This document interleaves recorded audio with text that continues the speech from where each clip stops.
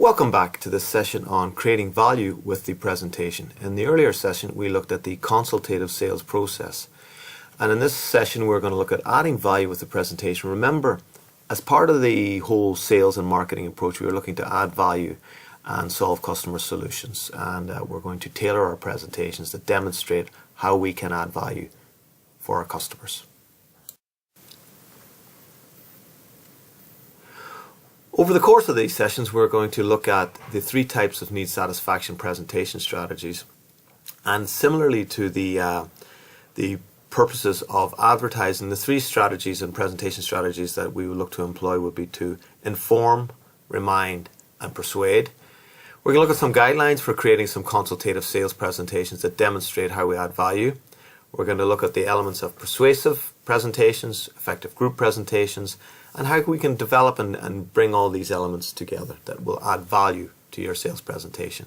Remembering that we have a limited amount of time with our prospective customers, and we want to maximize our potential returns and really not waste their time. This graphic illustrates the personal selling process. It's a reminder of all the elements that we pull together to complete and compile an effective sales process and presentation.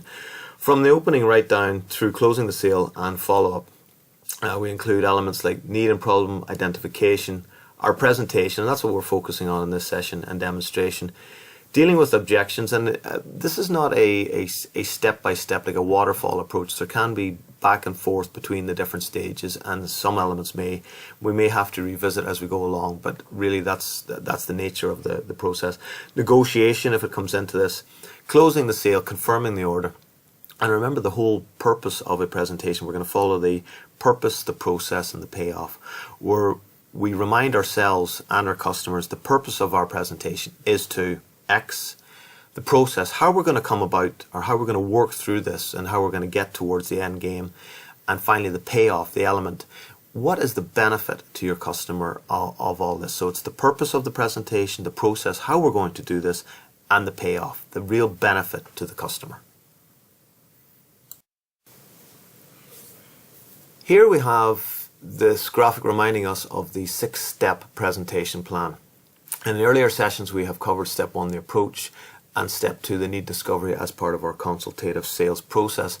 And here in step 3 is the presentation element, where we're looking to add value and demonstrate how we can add value to customers' needs through our presentation and the solutions that we're proposing. And in this, the need satisfaction can be achieved through selecting an informative, persuasive, or reminder presentation. We'll come on to these elements in later parts. Creating the presentation plan and initiating the presentation. Need satisfaction model for the whole consultative sales process. And we are in the third column looking at the need satisfaction presentation, and our three options are to select an informative presentation, persuasive presentation, or a reminder presentation. The purpose of the informative presentation is to inform and educate. A persuasive presentation aims at persuading, and remember, we're not trying to manipulate the prospect to take action, so it's about persuasion.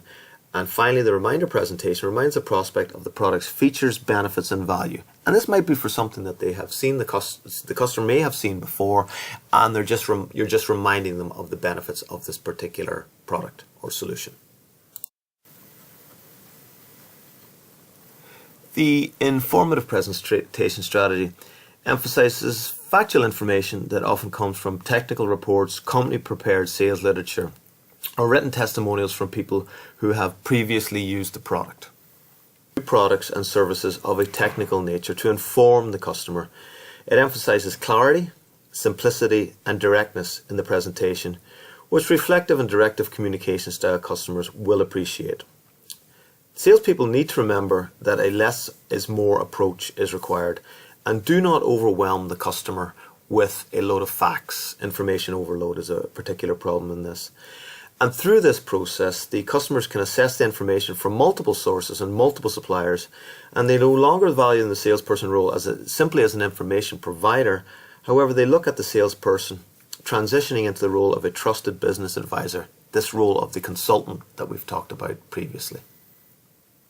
Presentation style. remembering that persuasion is a communication process by which you might motivate someone else to do voluntarily something you might like them to do or something that they might not initially thought of doing. Remembering that persuasion does not mean compelling, manipulating, forcing others to do what you want, and you must present your customer with a legitimate choice somewhere in the process.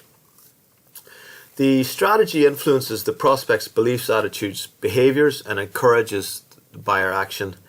And remembering at this point in time that the whole emphasis shifts from, stating facts to an emotional appeal. And every buying decision is influenced by both reason and emotion, but this will depend on the unique buying situation that you're involved in, and this does require some training and experience.